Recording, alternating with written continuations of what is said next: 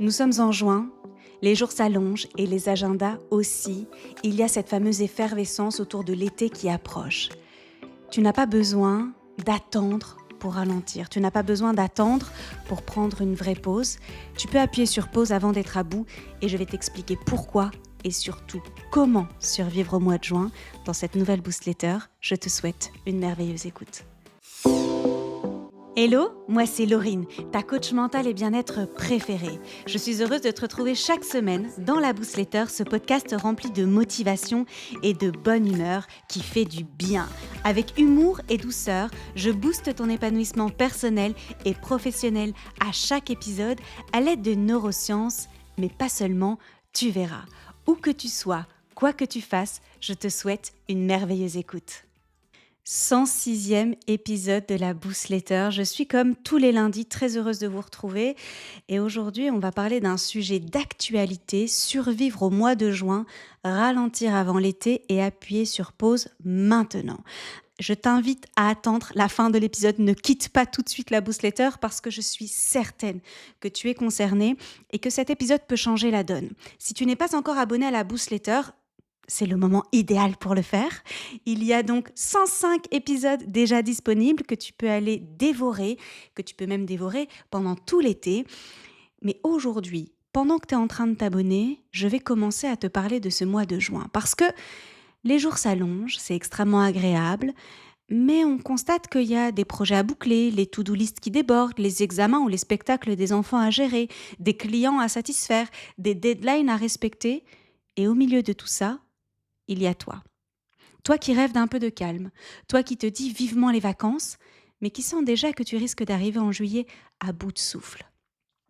Dans cette Boostletter, je vais donc te rappeler cette chose essentielle, tu n'as pas besoin d'attendre les vacances pour souffler. Tu peux ralentir dès maintenant. Tu peux t'offrir des vraies respirations, même au cœur du rush. Tu peux appuyer sur pause avant d'être à bout et je vais t'expliquer pourquoi et surtout comment. Juin, c'est souvent une période sous tension.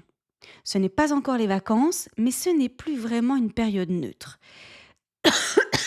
Entre les bilans, les projets à terminer, les réunions de fin d'année, les fêtes d'école, les envies de renouveau, les injonctions à profiter parce que le beau temps est de retour, à faire du tri, à préparer l'été, résultat, tu cours.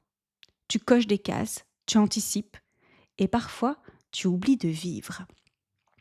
Je vais d'abord t'expliquer pourquoi les pauses sont vitales pour ton cerveau. Les neurosciences nous apprennent que les pauses ne sont pas du luxe, mais des nécessités biologiques. Voici ce qui se passe dans ton cerveau quand tu enchaînes les journées sans pause. Ton cortex préfrontal, notre meilleur ami, tu sais, celui qui est responsable des décisions, de la pensée claire, de la logique, du raisonnement, etc., il s'épuise. Tes niveaux de cortisol, l'hormone du stress, augmentent. Ta capacité d'attention diminue et ta mémoire de travail devient moins performante. À l'inverse, quand tu t'accordes des pauses régulières, j'insiste sur le régulière, ok ? Donc pas uniquement le dimanche, hein ? Merci. Tu permets à ton cerveau de consolider les informations, tu réactives le système parasympathique, rappelle-toi, c'est le plus sympa, c'est celui du mode repos et digestion. Tu favorises la neuroplasticité, donc la capacité de ton cerveau à créer de nouvelles connexions, et tu stimules ta créativité grâce au mode par défaut de ton cerveau. Le mode par défaut, c'est vrai que j'en parle pas assez dans la Boostletter, alors j'ai décidé de faire un petit zoom dessus aujourd'hui pour t'expliquer à quel point, il est vital, donc en fait il nous permet de rester en vie, voilà, et ensuite à quel point les pauses te permettent de le stimuler et donc d'être 1000 fois plus heureuse. Le mode par défaut, qu'on peut appeler réseau du mode par défaut, le DMN, Default Mode Network, est un état mental qui est fascinant. Il s'active quand tu n'es pas concentré sur une tâche précise. Donc par exemple, quand tu prends une douche, sans penser à rien de particulier, quand tu regardes par la fenêtre pendant quelques minutes, quand tu te promènes sans objectif précis, quand tu laisses ton esprit vagabonder. C'est dans ces moments-là que ton cerveau n'est pas inactif, mais qu'il est occupé à faire des connexions créatives entre différentes idées, à consolider tes souvenirs et tes apprentissages, à réfléchir à toi-même et à tes relations, à imaginer des scénarios futurs. Bref, il n'est pas capoute, il est juste en train de faire ce qui est nécessaire pour te sentir bien. Et c'est dans ces moments de pause active de ton cerveau que surviennent tes meilleures idées, que tu vas trouver des solutions à des problèmes qui te préoccupaient. Un peu comme si tu faisais de l'espace mental et que bam, il y a quelque chose qui se déclenche. Il y a comme un feu d'artifice. Tu vois, ce truc de Eureka, j'ai trouvé. Ça ne peut se passer que en mode par défaut. Dans ces moments de pause, ton cerveau émet principalement des ondes alpha et des ondes θ. Les ondes alpha, elles sont caractéristiques d'un état de relaxation éveillée, de méditation légère. C'est l'idéal pour la créativité et l'intuition. Les ondes θ, quant à elles, elles sont présentes pendant la somnolence et la méditation profonde. C'est celles qui favorisent l'apprentissage, la mémoire et ce qu'on appelle l'insight. L'insight, c'est ta capacité à comprendre soudainement une situation, un problème, de manière claire, intuitive.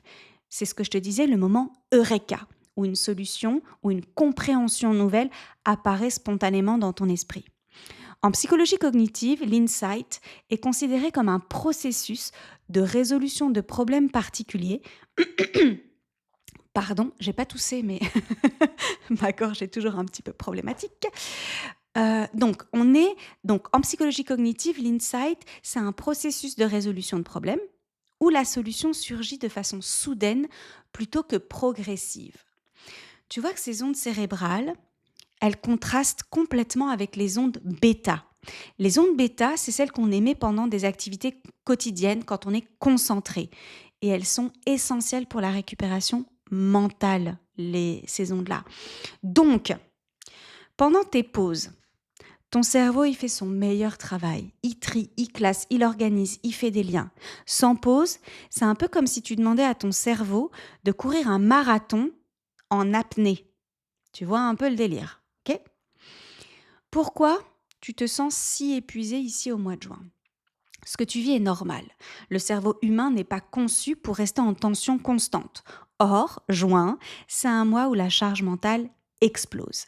Il y a la surcharge cognitive, clairement, il y a beaucoup de décisions à prendre, il y a l'agenda qui est over-rempli, il y a beaucoup d'anticipation à prévoir. Il y a aussi une surcharge émotionnelle, parce que tu as toute la fatigue de l'année qui est accumulée.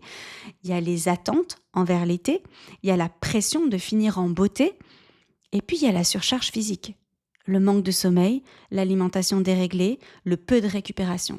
Est-ce que ça te parle ? Parce que moi, ça me parle complètement. Et je te dirai après comment j'ai décidé de vivre mon mois de juin. Et puis surtout, on a une croyance profondément ancrée qu'il faut mériter son repos, que les vacances, c'est une récompense. Et tant que tout n'est pas terminé, en fait, tu peux pas souffler. Or, attendre juillet pour ralentir, c'est un peu comme attendre d'être déshydraté pour boire. Oui, et c'est moi, le chameau, qui vous dit ça. Quand t'as soif, c'est trop tard. T'es déjà déshydraté, je te le dis. Quelles sont les conséquences silencieuses ? Attendre les vacances pour te reposer, c'est risquer d'y arriver trop tard. Tu vas être irritable, tu risques de tomber malade dès que tu vas lever le pied. Combien d'entre vous tombent malades à chaque fois que vous partez en vacances ? Ça m'intéresse ça. Dites-moi si vous l'avez déjà expérimenté dans les commentaires. Et puis après, c'est tout à fait possible que tu n'arrives pas à décrocher parce que tu as trop tiré sur la corde et que donc en fait, ton système nerveux est complètement capoute. Donc, tu n'auras pas profité du mois de juin qui peut être si doux quand on sait l'écouter. C'est exactement pour ça que tu écoutes cette newsletter, on est bien d'accord. Et tu vas me dire, je t'entends, j'ai pas le temps de ralentir, j'ai trop de trucs à faire. Je comprends. Mais voici pourquoi c'est crucial. Quand tu es épuisé, tu perds en efficacité. Tu prends de mauvaises décisions quand tu es sous pression constante. Tu passes à côté de moments précieux, des opportunités, des inspirations qui ne reviendront pas. Tu crées un modèle malsain pour ton entourage, ta famille, tes enfants, si tu as une équipe, des collaborateurs, etc. Et tu programmes ton corps à fonctionner uniquement en mode urgence. C'est pas bon ça, c'est pas bon. La bonne nouvelle, tu as le pouvoir de changer ça maintenant. Le vrai luxe, c'est pas d'avoir 3 semaines de vacances en août, c'est de pouvoir créer de l'espace pour toi dès maintenant. Alors, comment on fait pour ralentir, même si tu ne peux pas tout arrêter ? Ralentir, ce n'est pas tout plaquer. C'est réintroduire du rythme, une cadence douce, de l'intention. Voici 5 clés simple, puissante. Et tu vas voir que c'est extrêmement accessible. Premièrement, commence tes journées par toi. Même 10 minutes, même 5 minutes. Ça peut être de la respiration, un café au soleil, du silence, des étirements, juste pour toi. Ensuite, planifie des pauses non négociables. Un soir off, une balade, 1 heure sans écran.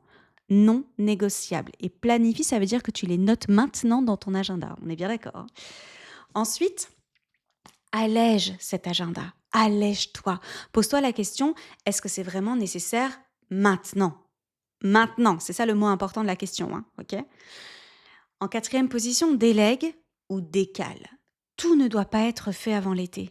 Non, c'est l'occasion idéale pour fixer des limites pour toi et pour les autres. Et enfin, crée des mini-rituels de recentrage. Une musique, un spray d'huile essentielle, un carnet d'intentions, des repères qui ralentissent le mental. Alors les 5 clés puissantes, commence des journées par toi-même, planifie des pauses non négociables, allège ton agenda, délègue ou décale et crée des mini-rituels de recentrage. Et si tu profitais de juin pour faire un point? Plutôt que d'attendre août pour faire le point, si tu prenais quelques minutes cette semaine pour t'arrêter et te demander comment je me sens vraiment en ce moment. Qu'est-ce qui me pèse? Qu'est-ce que j'ai besoin de déposer ou de reporter? De quoi j'ai envie pour l'été à venir? Ce genre de pause, c'est du soin à l'état pur, du self-care, une preuve d'amour envers toi-même.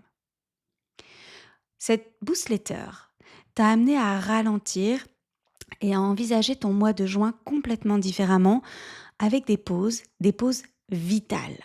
On a tout d'abord vu la pression de juin, la période chargée entre projets à terminer, bilan, préparation de l'été, qui crée une tension invisible.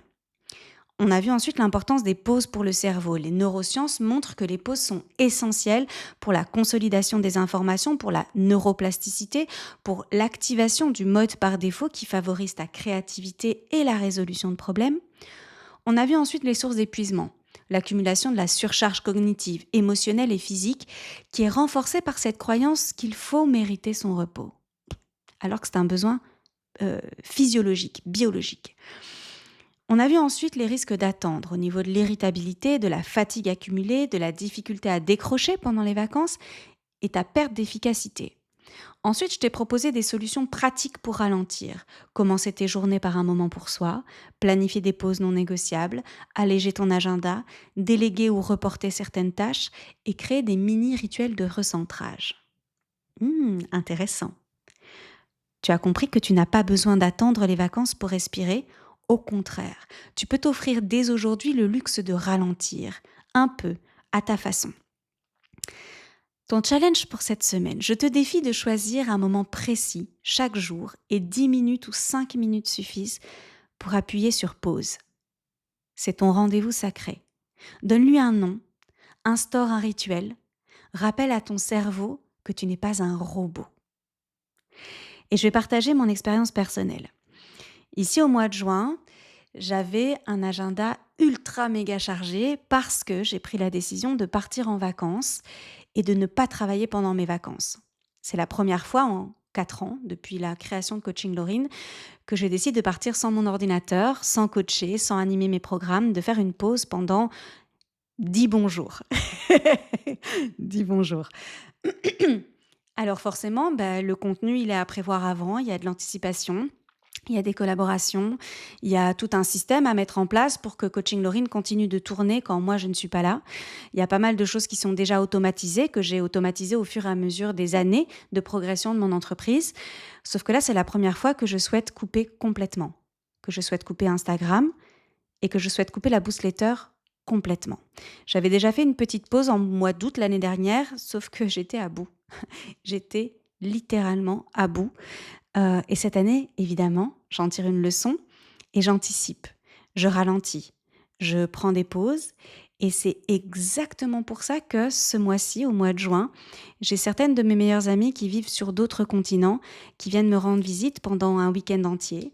Donc mon mois de juin va être bien pris par beaucoup de vie sociale qui vont booster mes hormones de bonheur, mais ça veut dire aussi que pendant ce temps-là, je ne travaille pas, que je ne suis pas disponible pour mes clientes, ni pour produire du contenu, de l'expertise, donner des masterclass, intervenir auprès de femmes entrepreneurs. Alors j'ai pris des décisions. En juillet, il n'y aura pas de Boostletter. Vous aurez à peu près 110 épisodes, 110 blogs à lire. Je pense qu'il y a largement de quoi faire pour booster votre épanouissement pendant mes 10 jours d'absence. J'ai également pris la décision de ne pas donner de cours de yoga du visage en juillet.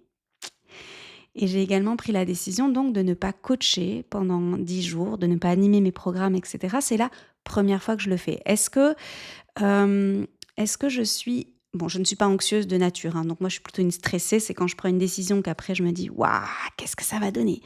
Alors je suis plutôt curieuse de voir comment moi je vais le vivre, très honnêtement. Je sais qu'au niveau de l'expérience client, je prévois absolument tout pour que mes clientes soient chouchoutées, honorées et célébrées pendant ces 10 jours-là. Et très sincèrement, si t'es pas entrepreneur, t'es là en train de te dire « Mais putain, on parle de 10 jours en fait. » Bah ouais. Et je peux te dire que quand tu as un business et que tu es toute seule dans ton business, 10 jours, ça compte énormément. Que ce soit en termes de revenus ou en termes de travail délivré. Et donc, je suis plutôt dans la curiosité de voir comment je vais réagir et je vous dirai. Il y a une petite part de moi qui se dit « Ah, ok, imagine, ça se passe mal. Imagine, ça se passe extrêmement bien. » Je suis pas du tout peureuse. Vous savez que j'ai énormément de courage, d'audace, d'ambition, etc. Donc, je trouve que c'est au-delà de tout une super expérience à vivre pour moi, pour mon business. Et voilà. Si ça peut en inspirer certaines, il n'y a rien qui va s'écrouler. C'est pas parce que je m'absente 2 semaines que ça va s'écrouler. Si c'est le cas, c'est que j'ai très, très mal construit mon business.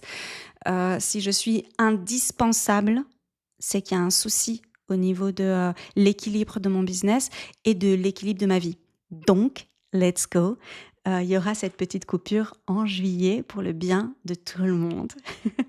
Si cette newsletter t'a parlé, partage-la à une autre femme qui mérite elle aussi de souffler. Ensemble, construisons un monde plus doux pour chacune d'entre nous. Encore une fois, il y a de la place pour tout le monde. Prends soin de toi, puis prends soin des autres. Je te laisse sur un sourire et je te donne rendez-vous lundi prochain. Bisous Boost. Incroyable, l'épisode est déjà terminé. J'espère qu'il t'a été aussi utile qu'il a été agréable pour moi de l'enregistrer. Est-ce que tu es prête à relever le challenge du jour pour booster ton bien-être ? Si l'épisode t'a plu, partage-le à tout ton monde. Tu n'imagines pas à quel point il peut être utile pour une de tes proches. Avant de se quitter, très important, vérifie que tu es bien abonné à la Boostletter. Et si l'épisode t'a plu, donne de la force à ce podcast et mets-moi une jolie note pour soutenir mon travail. Ça compte énormément pour moi et pour l'algorithme. Toute mon actualité se retrouve sur mon site internet coachinglaurine.com. Je te souhaite une merveilleuse journée ou une belle nuit, où que tu sois. Prends soin de toi, puis prends soin des autres. Bisous Boost.